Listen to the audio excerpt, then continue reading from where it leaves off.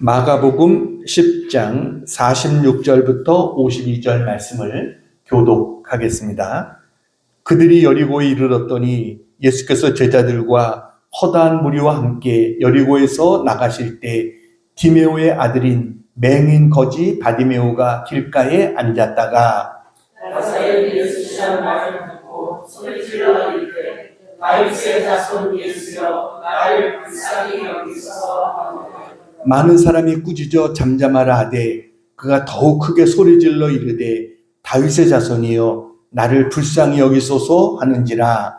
예수께서 머물러 서서 그를 부르라 하시니 그들이 그 맹인을 부르며 이르되 안심하고 일어나라 그가 너를 부르신다 하되 맹인이 겉옷을 내버리고 뛰어 일어나 예수께 나아오거늘 예수께서 말씀하여 이르시되 내가 무엇을 하여 주시를 원하느냐. 맹인이 이르되 선생님이여 보기를 원하나이다. 다 같이 예수께서 이르시되 가라 내 믿음이 너를 구원하였느니라 하시니 그가 곧 보게 되어 예수를 길에서 따르니라. 아멘. 할렐루야. 마가복음은 이 복음서 중에서도 예수님의 기적이 가장 많이 기록된 책이 마가복음입니다. 그래서 마가복음의 전체의 3분의 1 정도가 예수님의 기적에 관한 내용으로 되어 있습니다. 그 가운데 오늘 이 예수님이 소경 거지 바디메오의 눈을 뜨게 한 이 기적은 예수님의 이 땅에서의 마지막 기적입니다. 이 기적은 마태, 마가, 누가복음에 다 기록되어 있는, 공관복음에 다 기록되어 있는 그런 기적입니다. 근데 이 본문을 비교해 보면 약간 차이들을 보게 됩니다. 그래서 마가복음에는 이 맹인의 이름이 등장합니다. 이름이 뭐예요? 바디메오. 바디메오라고 하는 이름이 등장하죠. 근데 마태복음에는 이 맹인이 하나가 아니라 둘이라고 나옵니다. 마태복음 20장 29절 30절 같이 한번 읽겠습니다. 시작. 그들이 여리고에서 떠나갈 때 큰 무리가 예수를 따르더라. 맹인 두 사람이 길가에 앉았다가 예수께서 지나가신다 함을 듣고 소리질러 이르되 주여 우리를 불쌍히 여기소서 다윗의 자손이여 하니 여기 보니까 맹인 몇 명이요? 두 사람이라고 나옵니다. 근데 마가복음과 누가복음에는 이 두 사람 중에 한 명의 이름은 나오지 않죠. 그 이유가 뭘까? 이 바디메오는 굉장히 적극적으로 부르짖은 사람입니다. 근데 마태가 언급한 저 또 한 명의 사람은 아마 좀 소극적인 그런 사람이었다라고 보여집니다. 그런데 중요한 것은 그 소극적이었던 그 사람도 똑같이 눈을 뜨게 됐다는 겁니다. 그러니까 그가 바디메오처럼 적극적으로 부르짖지는 못했지만 그래도 그도 큰 은혜를 받았습니다. 눈이 떠지는 큰 은혜를 받았어요. 그러니까 우리는요, 언제나 복 있는 사람 곁에 있어야 됩니다. 그래야 같이 은혜도 받습니다. 그런데 두 사람 다 눈을 떴지만 오늘 한 사람의 이름만 기록이 되어 있어요. 바로 바디메오만 기록이 되어 있습니다. 왜 그러냐면 그는 눈을 뜬 다음에 성경에 보면 그는 예수님을 따랐다라고 되어 있습니다. 다시 말하면 주님을 따르는 자가 됐다. 예수님의 12명의 제자에 들어간 것은 아니지만 주님을 따르는 자가 됐다. 그래서 그는 은혜를 제대로 받은 그러한 사람이었다라고 하는 것입니다. 바디메오는요, 기회를 놓치지 않았습니다. 은혜 받는 사람은 기회를 놓치지 않는 사람입니다. 특별히 바디메오, 오늘 예수님을 만난 이 사건은 예수님이 그의 생애에 여기를 지나간 마지막 시간이었습니다. 예수님이 이제 여리고를 떠나서 마지막 예루살렘으로 올라가시는 지금 그 과정에 있는 것입니다. 그러니까 다시는 이 길을 예수님이 지나가시지 않았어요. 근데 그는 그 마지막 기회를 놓치지 않고 예수님을 불러서 은혜를 입었습니다. 오늘 본문에 보면 이 바디메오는 소경이었고 그 다음에 뭐예요? 거지였다 라고 나옵니다. 앞을 볼 수 없다는 것은 이때 당시에는 굉장히 큰 장애물이죠. 직업을 가질 수도 없고 다른 사람의 도움이 없이는 생활할 수도 없는 그런 상황입니다. 그래서 그가 할 수 있는 것은 길가에 앉아서 구걸하는 것이었습니다. 길가가 그의 삶의 전부였습니다. 아마 그에게는 오가는 사람들의 발자국 소리, 이야기 소리, 동전 떨어지는 소리, 그게 그의 세상의 전부입니다. 아마도 그런 수많은 날들을 그렇게 절망 속에 보냈을 겁니다. 하루하루 겨우 연명하는 삶, 미래에 대한 희망 없이 그냥 오늘 하루하루를 버텨가는 삶, 이게 바디메오의 삶이었습니다. 그런데 어느 순간 이 바디메오에게 희망이 생겼습니다. 그거는 예수님에 관한 소문을 들은 겁니다. 문둥병을 고치시더라. 죽은 자들을 살리시더라. 또 소경의 눈도 뜨게 하시더라. 이것을 들었어요. 그에게는 희망이 생겼어요. 나도 예수님을 만나기만 하면 나도 눈을 뜰 수 있겠구나. 이런 희망이 그에게 생겼습니다. 그러던 어느 날이었습니다. 오늘 본문에 보니까 예수님이 그의 일행과 함께 여리고를 지나가게 됐습니다. 그는 예전과 똑같이 아마 땅에 엎드려서 지나가는 사람들 앞에 손을 벌리고 구걸하고 있었을 겁니다. 근데 왠지 오늘은 분위기가 다른 겁니다. 군중의 소리가 시끄럽습니다. 아니 오늘 무슨 특별한 날도 아닌데 도대체 무슨 일인가? 아마 옆에 사람들에게 물어봤겠죠. 오늘 왜 이렇게 시끄럽습니까? 도대체 무슨 일이 있는 겁니까? 그 사람이 그랬을 겁니다. 자네 소문 못 들었소? 나사렛 예수시라는 분, 그분이 지금 우리 동네를 지나가고 있다네. 이렇게 이야기해 줬겠죠. 바디메오 입장에서는 내가 이제 어떻게 해야 되나? 내가 예수님 만나야 내 소원을 이룰 수 있는데, 내가 예수님 만나야 구원을 받을 텐데, 난 앞도 안 보이고, 더군다나 예수님 주위에는 수많은 사람들이 저렇게 많은데 내가 어떡하나? 그러다가 그는 결심한 듯 크게 소리 지르기 시작합니다. 다윗의 자손 예수여, 나를 불쌍히 여기소서 하고 소리를 질렀어요. 그야말로 목소리를 크게 높여서 예수님이 들을 수 있도록 온 힘을 다해서 그는 소리를 질렀어요. 그러자 많은 사람들이 그에게 화를 냅니다. 야, 잠잠해, 조용해, 시끄러. 근데 지금 바디메오에게는 사람들이 그런 말이 문제가 아니죠. 귀에 안 들립니다. 오직 예수님이 내 음성을 들어야 되는데 이것밖에 그는 다른 생각이 없어요. 그래서 그는 더 크게 소리 지릅니다. 다윗의 자손 예수여, 나를 불쌍히 여기소서. 이때 이 바디메오에게 기적 같은 일이 벌어집니다. 예수님이 이 하찮고 보잘것없는 거지며 소경인 바디메오의 목소리에 가시던 걸음을 멈추고 내게 무엇하여 주기를 원하느냐라고 그에게 물으신 겁니다. 그러자 그가 뭐라고 말합니까? 선생님이여, 보기를 원하나이다. 이때 예수님이 바디메오를 향해서 말합니다. 가라, 네 믿음이 너를 구원하였느니라. 그랬더니 소경이 곧 보게 되고 예수님을 따르게 됐다. 이게 오늘 본문의 이야기입니다. 자, 오늘 이 본문의 말씀 중에서 저는 특별히 49절 말씀, 49절 빨간 글씨로 뭐라고 되어 있어요? 예수께서 머물러 서서라고 되어 있어요. 예수님이 가던 걸음을 멈추고 머물러 서셨다는 거예요. 오늘 저 빨간 글씨가 오늘 설교의 제목입니다. 예수께서 머물러 서서. 여러분, 이 거지 맹인의 외침이 주님의 발걸음을 멈추어 서게 했다는 겁니다. 머물러 서시는 예수님의 모습은요, 우리가 성경에서 자주 볼 수 있는 모습이 아닙니다.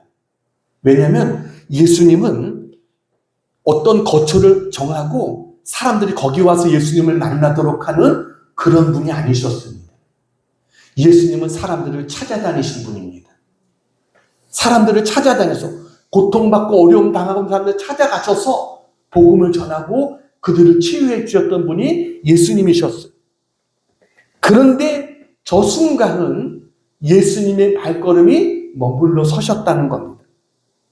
여러분, 오늘도 성도들의 부르짖음이 예수님의 발걸음을 멈추게 할 수 있다는 사실을 믿으시기 바랍니다. 우리의 간구는 예수님을 우리 곁에 머물러 서게 할 수 있는 능력이 있어요. 주님이 머물러 서시면 역사가 나타납니다. 우리가 어떻게 예수님을 머물러 설 수 있게 할 수 있는가, 오늘 말씀을 통해서 같이 은혜를 나누겠습니다. 자, 첫 번째 같이 한번 읽겠습니다. 시작. 예수님은 간절히 구하는 사람 곁에 머물러 서십니다. 어떤 사람 곁에 머물러 서세요? 간절히 구하는 사람 앞에. 간절히가 뭘까요? 간이 저리도록. 그게 간절입니다. 다윗의 자손 예수여, 나를 불쌍히 여기소서. 여기서 그가 부르짖은 것, 이건 그냥 단순히 소리친 정도가 아닙니다. 다시 말하면 거의 비명을 지른 것입니다. 절박한 상황에서 나온 그의 외침이었어요. 다윗의 자손 예수여, 나를 불쌍히 여기소서. 주님의 마음을 움직인 기도는요, 나를 불쌍히 여기소서, 주님 앞에 긍휼을 구했기 때문입니다. 여러분, 우리가 주님 앞에 긍휼을 구할 때 주님은 가던 걸음을 멈추십니다. 내가 뭔가 나의 공적을 내세워서 주님 앞에 무엇을 구하려 할 때는 아무것도 구할 수가 없습니다. 내가 스스로 의롭다고 생각하고 하나님의 은총 받기에 합당하다고 생각할 때는 주님은요, 우리를 무관심하게 지나가십니다.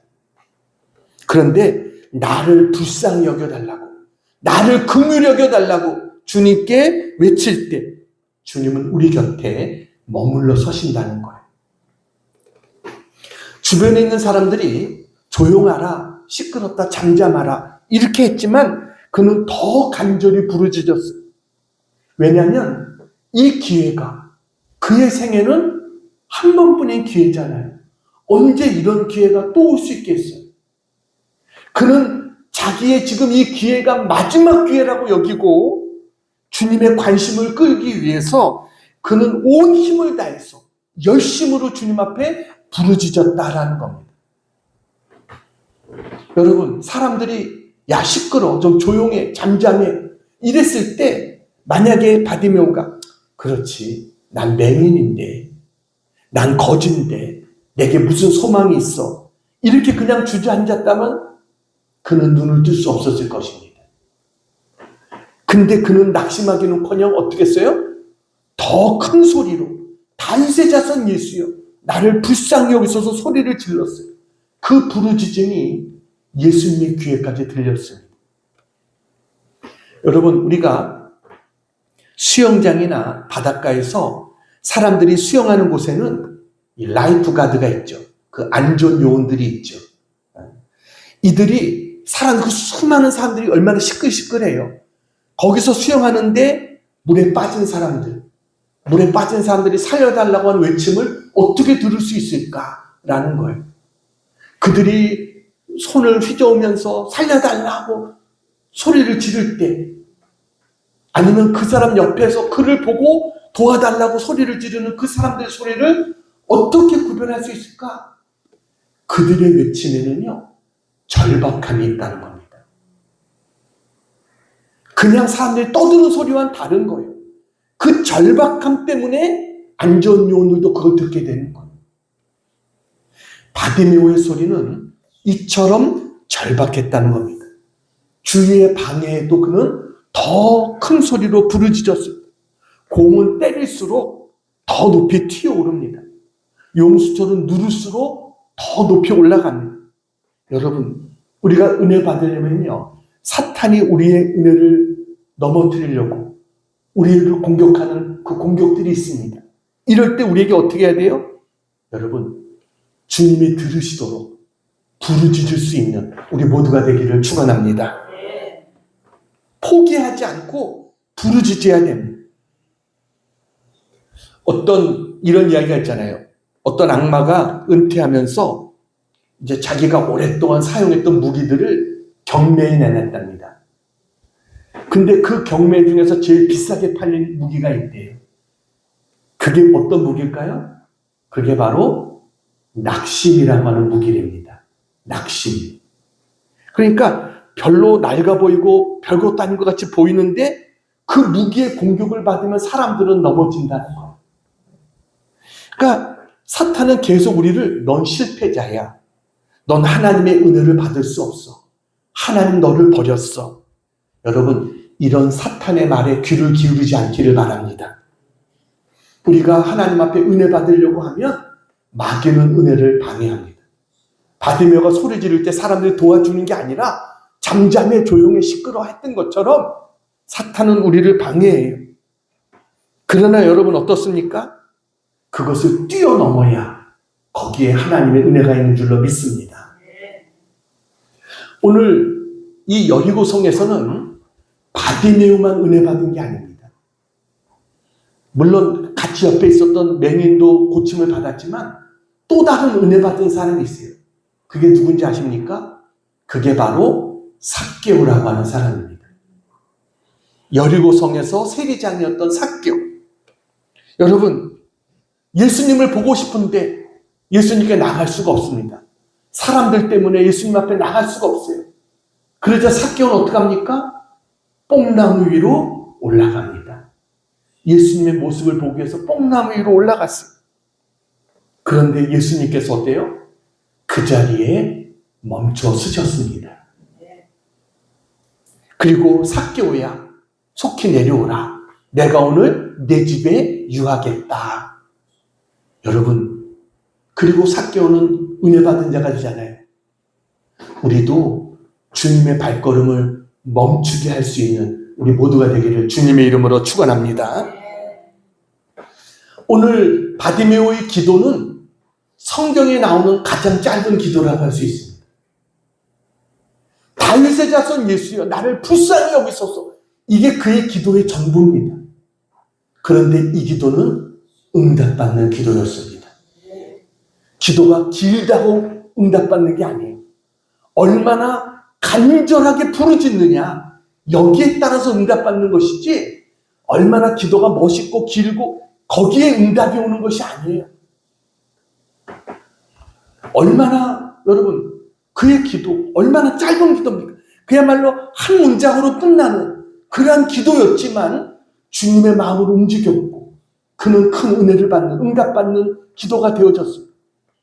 여러분, 기도가 힘든 게 아닙니다. 여러분, 기도하다 안 되면 이 기도 드리면 되는 거예요.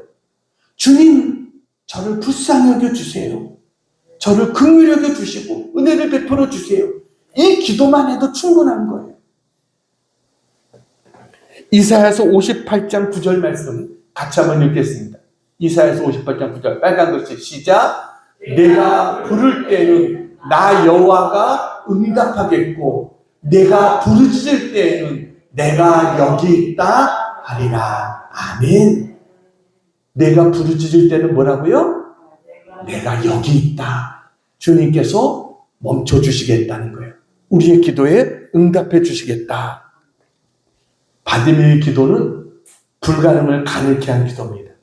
주님의 발걸음을 멈추게 한 기도입니다. 우리도 이와 같은 기도 드릴 수 있는 우리 모두가 되기를 축원합니다. 주님은 부르짖는 자의 기도에 주님은 멈춰주시는 주님이시다.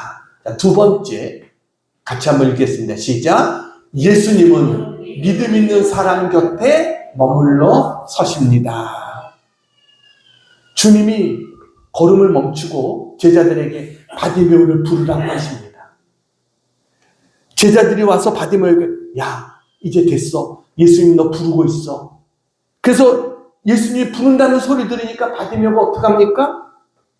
겉옷을 벗어 던지고 예수님께로 달려나갔다라고 이야기합니다. 50절입니다. 거기 50절. 같이 한번 읽어볼까요? 시작. 맹인이 겉옷을 내버리고 뛰어 일어나 예수께 나아오거늘.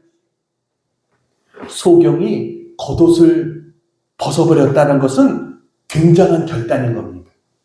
왜냐하면 당시의 겉옷은 맹인에게 있어서 낮에는 햇빛을 가려주고 밤에는 추위를 막아주는 그야말로 이불이 이 겉옷입니다. 구걸할 때는 깔고 앉거나 돈을 받는 용도로 사용되는 생계수단과 같은 게 겉옷입니다. 다시 말하면 이 거지 바디메오에게는 그의 재산 목록 1호, 그의 전부가 겉옷이에요. 그런데 예수님의 부름을 듣자마자 그 겉옷을 내버리고 그리고 어떻게 했어요? 뛰어갔다라고 말합니다. 여러분, 소경이 주님을 향해서 달려간 겁니다. 겉옷을 내버렸다는 것에는 이제 자기가 이전의 삶을 이제는 다 버리고 예수님을 만나서 새로운 삶을 살겠다. 그런 그의 믿음이 담겨 있는 것. 이게 그의 겉옷을 벗어버린 것입니다. 그리고 그것을 위해서 그는 앞을 볼 수 없는 상태에서도 뛰어나갔어요. 이거는 예수님을 향한 절대적인 신뢰와 믿음이 없이는 안 되는 것입니다. 이 바디메오에게는 믿음이 있었다는 겁니다. 내가 다시 저 겉옷을 입을 일이 없어. 주님을 만나면 내 문제가 해결되어질 거라고 하는 확실한 믿음이 그에게 있었다라는 것이죠. 여러분, 그런 바디메오가 예수님 뭐라고 말합니까? 내가 내게 무엇을 해주기를 원하느냐? 그랬더니 그가 뭐라고 말해요? 보기를 원하나이다 라고 대답했습니다. 짧은 것이지만 그는 목적이 분명했어요. 그러자 예수님께서 가라사대 믿음이 너를 구원하였느니라 선언하시니까 그 즉시로 눈이 떠졌다는 사실을 믿으시기 바랍니다. 이 기적은 우연히 일어난 게 아닙니다. 바디메오의 믿음이 만든 기적이었습니다. 이 바디메오는 예수님을 향해서 뭐라고 부르짖었어요? 다윗의 자손 예수여라고 부르짖었어요. 다윗의 자손이 뭡니까? 메시아라는 것입니다. 하나님이 기름 부어서 보내주신 분, 우리를 치유하시는 분, 우리를 구원하시는 구원자 되시는 분, 이분이 바로 다윗의 자손이라는 거예요. 그러니까 바디메오는 예수님이 어떤 분인지를 알고 부르짖은 거예요. 그래서 예수님 뭐라고 말합니까?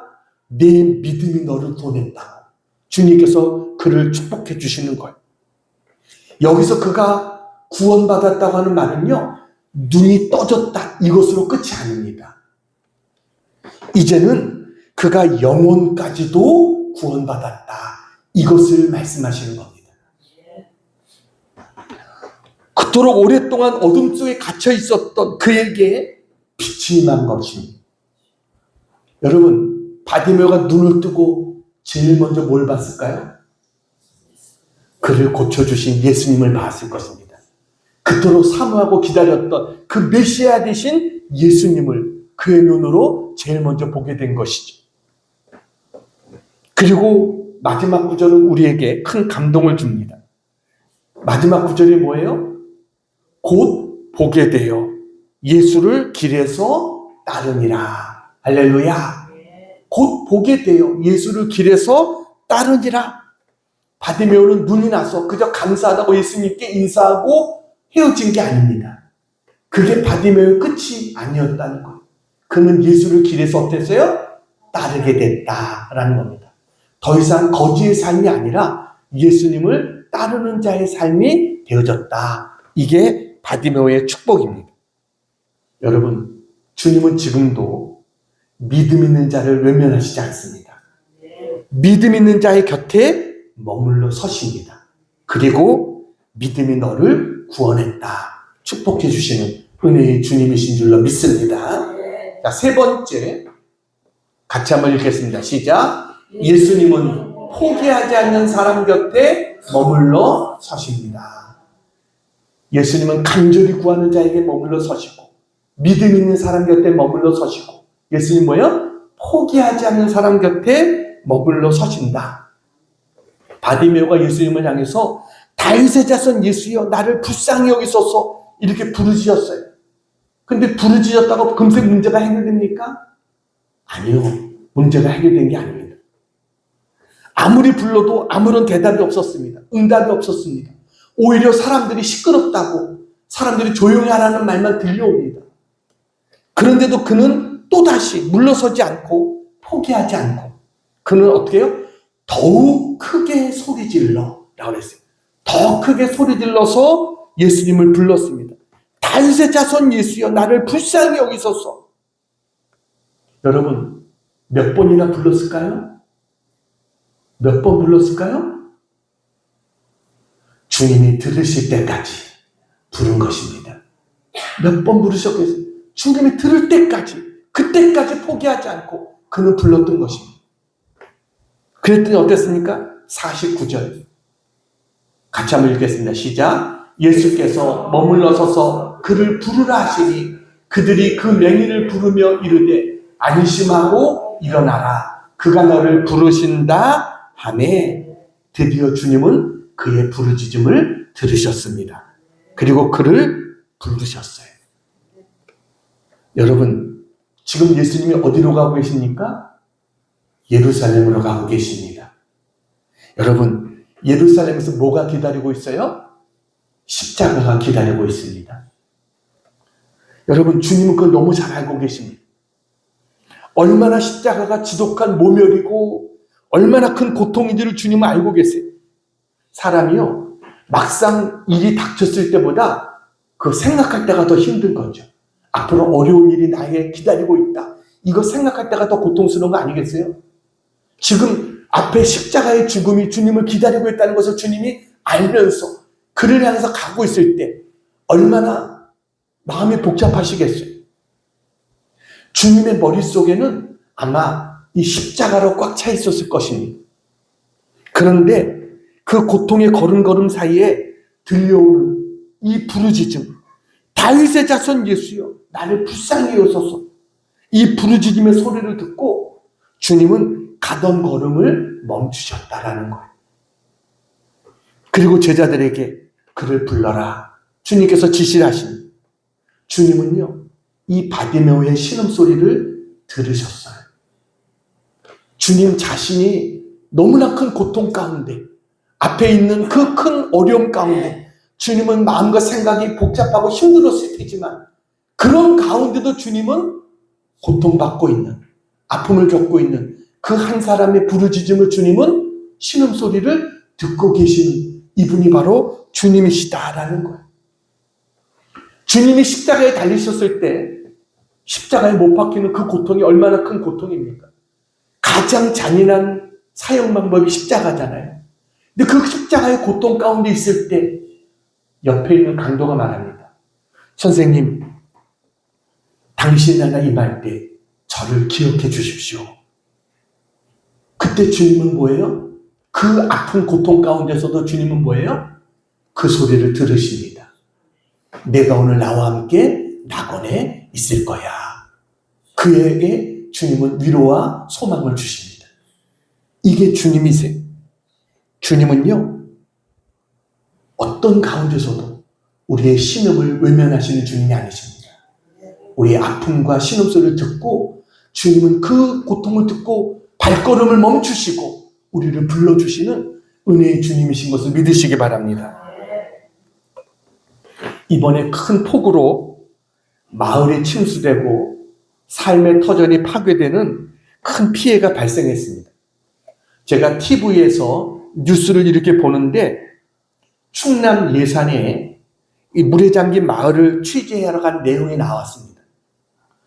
키우던 소를 건지지 못해가지고 그야말로 발을 동동 구르는 주인의 그 울음 섞인 절규를 들으니까 너무 마음이 아픈 거예요.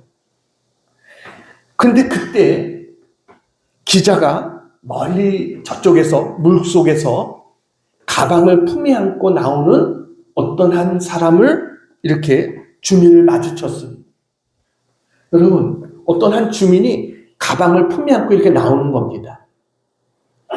그래서 도대체 저 가방이 뭘까? 여러분, 그 가방 속에 뭐가 들었을까요? 네? 저도 보면서 집문서가 들어있나, 제일 중요한 보물이 들어있을 거 아니에요.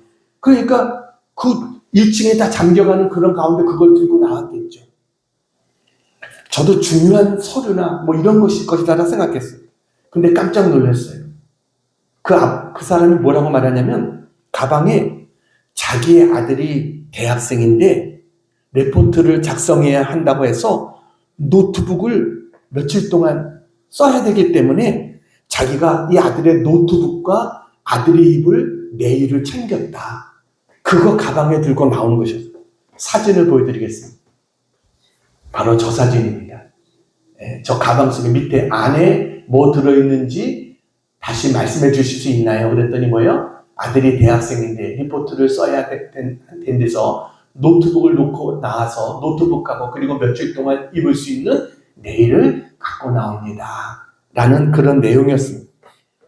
이 아버지는 집이 1층이 다 잠기는 그런 가운데서도 아들을 먼저 생각할 겁니다. 그게 아버지의 사랑입니다. 저 모습을 보면서 가슴이 뭉클했습니다. 그리고 저도 속으로 기도했어요. 하나님, 저 가족이 어려움을 잘 이겨낼 수 있도록 도와주십시오. 하고 저도 기도했습니다. 여러분, 바울은 말합니다. 로마서 8장 32절입니다. 같이 한번 읽어볼까요? 시작. 자기 아들을 아끼지 아니하시고 우리 모든 사람을 위하여 내주시니가 어찌 그 아들과 함께 모든 것을 우리에게 주시지 아니하겠느냐? 여러분, 우리를 사랑하시고 우리를 먼저 생각해 주시는 아버지가 우리에게도 있다는 것입니다. 우리를 얼마나 사랑해 주세요. 자기 아들까지도 아끼지 아니할 정도로 우리를 사랑해 주시는 우리 아버지가 있어요. 주님은요, 가던 발걸음을 멈추고 주님은 바디메오 소리에 귀를 기울여 주셨어요. 주님은 지금도 아파하는 우리의 작은 신음소리를 주님은 들어주시는 주님이신 줄로 믿습니다. 그리고 그를 불러오라고 말씀하십니다. 그리고 그에게 내게 무엇을 하여 주기를 원하느냐? 여러분, 얼마나 중요한 순간입니까? 주님이 내게 무엇을 하여 주기를 원하느냐? 여러분, 구하고 싶은 것이 많았을 것입니다. 필요한 것이 많은 사람입니다. 어려운 인생을 살아왔으니까. 근데 그는 그 순간 뭘 구합니까? 주님, 보기를 원합니다. 라고 구합니다. 가장 중요한 것, 가장 본질적인 것, 눈을 떠서 보고 싶습니다. 새로운 세상을 보고 싶습니다. 메시아 되신 주님을 보고 싶습니다. 눈을 떠서 보고 싶습니다. 그는 주여 보기를 원하나이다. 이것을 구한 거예요. 이 말을 듣자 주님이 뭐라고 하십니까? 네 믿음이 너를 구원하였느니라. 그랬더니 성경은 그가 곧 보게 되어, 할렐루야, 그 순간 그의 눈이 떼어졌어요. 순식간에 어둠이 걷히고 빛이 들어왔습니다. 새로운 인생이 시작됐습니다. 하나님의 은혜는 이처럼 어느 순간 찾아오는 것입니다. 그때까지 우리는 어떻게 해야 돼요? 포기하지 않아야 되는 거예요. 하나님은 포기하지 않는 자에게 그의 곁에 머물러 서주시는 주님이신 것을 믿으시기 바랍니다. 이제 한 가지 이야기하고 마치려고 합니다. 사진을 보여드리겠습니다. 자, 책 제목이 뭐예요? 꿈꾸는 자의 무한도전이라는 겁니다. 저 책의 저자는 신인식이라고 하는 목사님입니다. 신인식. 이분은 시각장애인입니다. 저분의 삶은요, 한 편의 드라마와 같습니다. 저분이 4살 때 시력을 잃습니다. 밖에 나가서 놀다가 눈을 다쳐가지고 시력을 잃게 됐어요. 4살 때. 초등학교 4학년 때 폐결핵 말기 판정을 받습니다. 폐결핵 말기. 당시의 결핵이라고 하면 제일 무서운 병이죠. 그것도 말기라고 하면 거의 열이면 9은 다 죽는 이런 상황입니다. 근데 그런 상황 속에서 하나님 앞에 기도했다는 거예요. 하나님 저를 살려주세요. 하나님 저를 도와주세요. 기도했다는 거예요. 6개월이 넘으면 죽는다고 하는데 6개월 못 산다고 그랬는데 6개월이 지나고 1년이 지나고 2년이 지나고 3년이 지나고 4년이 지났어요. 폐결핵에서 고쳐짐을 받은 거예요. 하나님 앞에 살려달라고 기도했더니 하나님이 그를 살려주신 거예요. 근데 앞을 보지 못하니까 하루하루 사는 게 너무 힘든 겁니다. 그래서 신문 배달원, 전화 교화원, 온갖 아르바이트를 하면서 공부를 한 겁니다. 근데 이상하지 않습니까? 앞을 못 보는데 뭘 했다고요? 신문 배달원. 앞을 보지 못하는 신문 배달원 했다는 거예요. 고등학교 2학년 때 생활비를 벌고자 신문 배달을 하기 위해서 신문사를 찾아간 겁니다. 책임자를 좀 만나게 해달라고. 제가 신문 배달 좀 할 테니까 저를 좀 채용해달라고. 그랬더니 그 사람이 너 앞도 보지 못하면서 무슨 신문을 돌리려고 그러느냐. 혀를 차면서 참 살다 별일을 다 보겠다. 앞도 보지 못하면서 신문 배달하겠다니 그러더랍니다. 그런데도 포기하지 않았답니다. 수업이 끝나고 매일 찾아갔답니다. 여기 책임자 좀 만나게 해달라요. 일주일을 찾아가니까 책임자를 만날 수 있었답니다. 왜 내가 와서 하도 때를 썼는데 한 번 좀 만나주라고. 그래야 책임자를 만났어요. 만나자마자 그 책임자가 이렇게 말했답니다. 월급은 안 받을 테니까 신문 배달만 하게 해달라고. 저도 할 수 있다는 것을 보여주고 싶다고. 이렇게 이야기를 했어요. 그래서 우리나라 최초의 맹인 시각장애인이 맹인인 신문 배달부가 탄생이 된 겁니다. 근데 여러분 보여야 어디 배달을 할 거 아니에요. 그래서 어떻게 배달합니까? 처음에 150가정을 배달하는 겁니다. 그것을 위해서 10km를 걸어가야 되는 거예요. 근데 이제 처음에 그 지역을 담당한 총무가 같이 가면서 길을 가르쳐 줬답니다. 이 집이다, 이 집이다 하면서 집을 가르쳐 준 거예요. 여기가 첫 번째 집이야. 여기가 두 번째 집이야. 이러면서 집을 가르쳐 줬어요. 그래서 150집을 가르쳐 줬어요. 저녁에 돌아와서 자기가 또 10km를 또 가는 거예요. 돌아보는 거예요. 여기가 여기다 하면서 이 150집을 또 한 바퀴 도는 거예요. 그 다음날 또 총무가 또 데리고 하루 또 합니다. 집을 다 익혀야 되니까. 그래서 이 집이야, 이 집이야. 또 150집을 돌았어요. 그리고 돌아와서는 저녁에 또 나가서 또 그곳을 또 도는 거예요. 3일째 되는 날입니다. 그가 이야기했어요. 이제부터는 제가 돌리겠습니다. 혼자 배달할 수 있습니다. 그랬어요. 그래가지고 신문지를 들고 나가서 150집을 배달을 했습니다. 마지막 집에 신문을 딱 놓고 나오는데 누군가가 손을 딱 잡더라는 거예요. 알고 보니까 총무가 불안해서 뒤따라왔던 거예요. 그러면서 총무가 그러더라는 거예요. 야, 기적이구나. 한 집도 안 틀리고 어떻게 150집을 다 배달했느냐. 이렇게 이야기를 하더라는 거예요. 나중에 알고 보니까 그 신문, 그 보고서에서 이 신문 구독을 끊겠다고 한 집들도 여러 집들이 있잖아요. 그런 집도 다 배달을 시킨 거예요. 그런데 한 달이 지나도록 신문 끊겠다는 얘기가 안 들어오더라는 겁니다. 왜냐하면 그 사람들이 보니까 자기 집에 배달하는 사람이 누구예요? 앞을 못 보는 맹인이 자기 집에 신문을 배달하는. 그러니까 오히려 자기 옆집에 야, 이렇게 맹인이 신문 배달하는데 저기 너희도 좀 이 신문 좀 봐줘. 오히려 신문 구독이 늘었답니다. 그래가지고 신문지국 사장이 불러가지고 내 덕분에 신문을 계속 본다고 그러더라. 그러면서 내가 그렇게 잘 해낼 줄 몰랐다. 오히려 보너스를 주더라는 겁니다.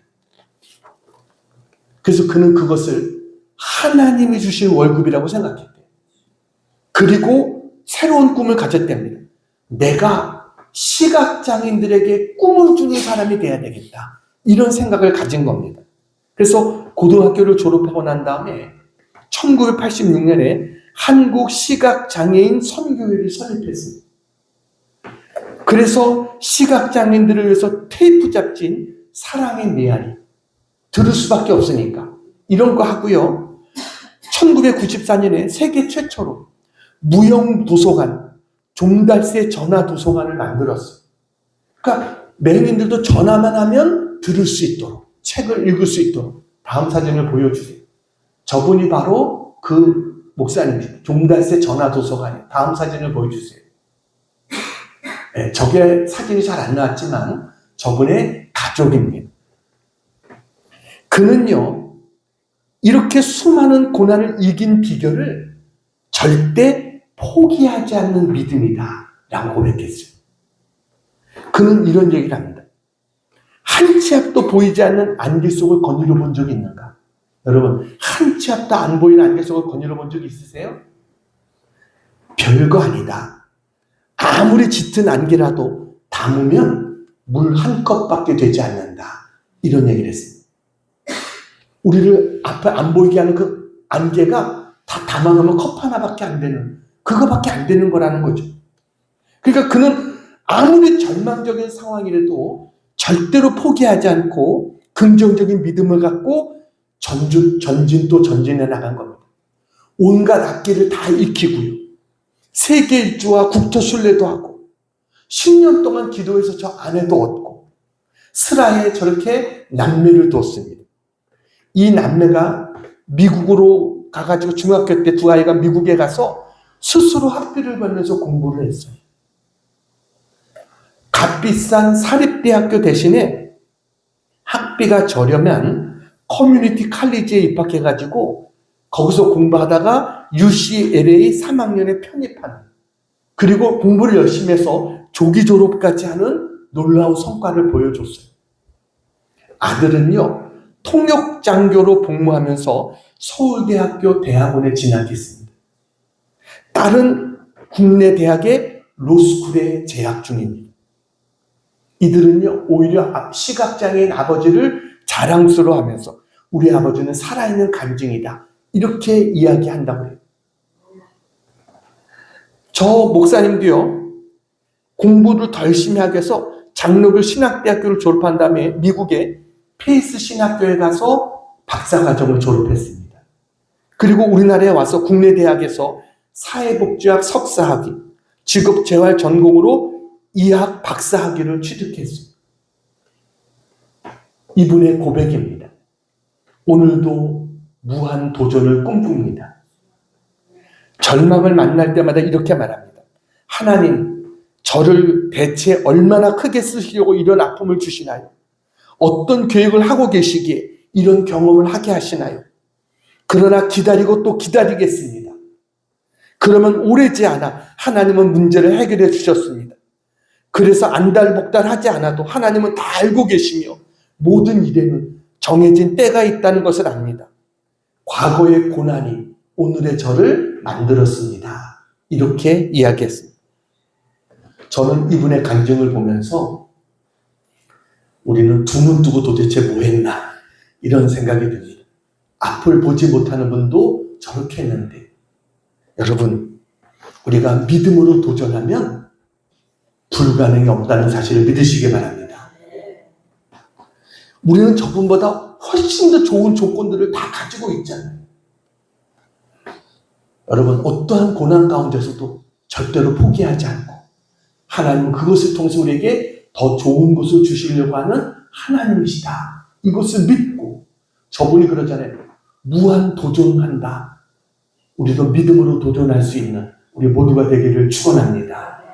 오늘 바디메오, 여러분, 바디메오는 주님의 걸음을 멈추게 하셨습니다. 아니, 주님이 멈춰주셨습니다. 왜요? 그의 그 부르짖음을 들으셨기 때문입니다. 우리가 외치는 소리를 주님은 들어주세요. 그리고 발걸음을 멈추시고 우리에게 응답의 귀한 은혜를 허락해 주시는 놀라운 사랑의 주님이신 것을 믿으시기 바랍니다. 그런 은혜가 우리 모두에게 함께하기를 주님의 이름으로 축원합니다. 기도하겠습니다. 우리 시간 가슴에 한번 손 얹고 기도하기를 원합니다. 사랑의 하나님, 바디메오가 다윗의 자손 예수여 저를 불쌍히 여기소서 간절히 외쳤던 것처럼 저희도 주님 앞에 나와 기도합니다.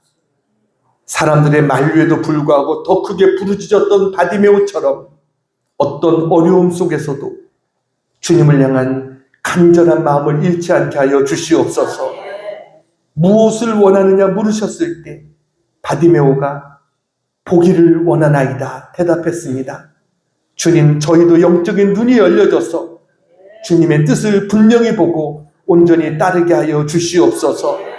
즉시 눈을 뜨고 주님을 따랐던 바디메오처럼 저희 또한 주님의 은혜를 깨달을 때, 순종할 때 주님의 길을, 저희도 믿음의 길을 걷는 저희들 되게 도와주시옵소서. 바디메오를 치유하셨던 주님의 손길이 지금 저희의 연약함과 고통을 만져주시기를 원합니다. 주님, 이 시간 저희 연약한 곳에 믿음으로 손 얹은 중들을 기억하여 주옵시고 저들을 고쳐 주시옵소서. 나사렛 예수 이름으로 명하노니 예수 이름으로 깨끗해질지어다. 온전히 회복되어질지어다.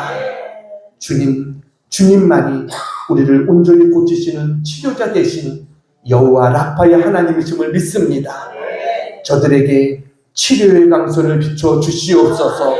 성령님, 머리끝부터 발끝까지 저들의 약한 곳들 기름 부어 주시고 새롭게 해 주시옵소서. 감사합니다. 주님, 언제나 저희들 바디메오처럼 간절한 마음으로 주님께 부르짖으며 믿음으로 포기하지 않고 주님께 나아가는 저희들 다 되게 해 주시옵소서. 예수님의 이름으로 기도하옵나이다. 아멘.